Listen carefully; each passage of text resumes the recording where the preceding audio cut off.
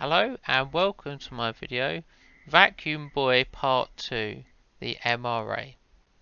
So, I apologise in advance, but I'm going to play a 2-minute clip of Eli, and I want you to pay really close attention to every single thing Eli says and see if you can connect the dots and make your own logical conclusion before I provide my analysis.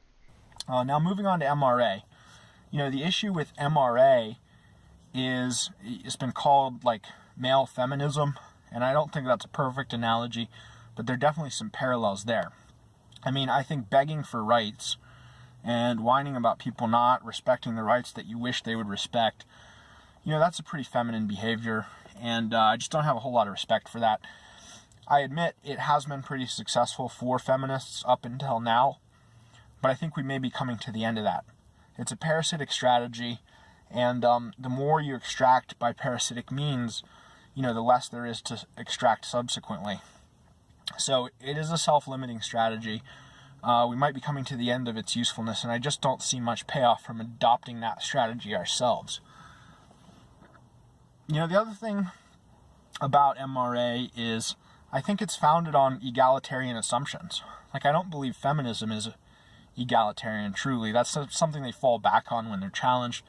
I think really feminism is female supremacist, but MRA seems to be egalitarian, and they really seem to buy into the equality assumptions, which I think are false.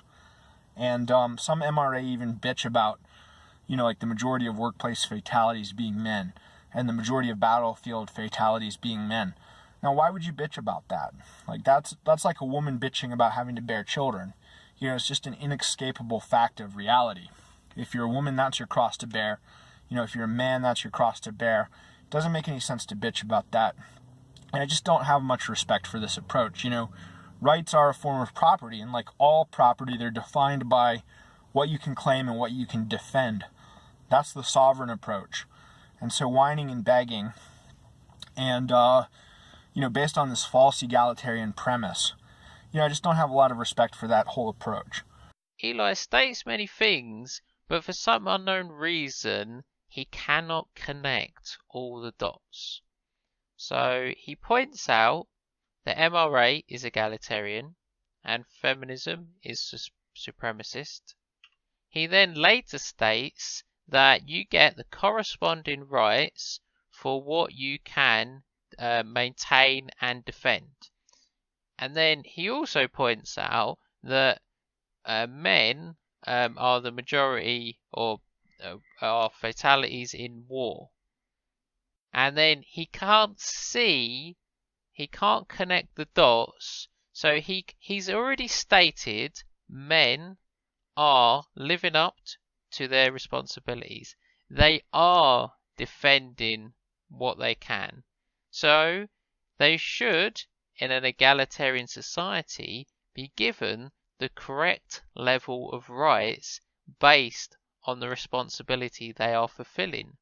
However, they are not.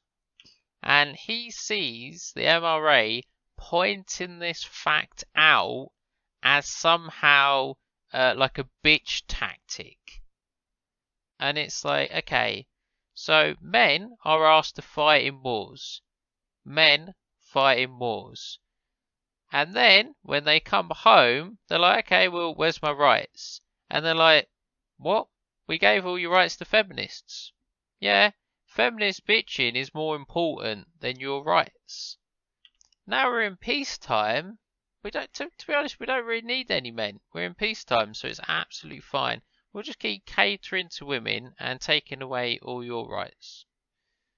And just to repeat what I said in my last video, so I can't really respect retards. It's very hard to respect Eli when he has all the information, he had all the statements, he made the statements, but he couldn't connect the dots. It really wasn't that simple.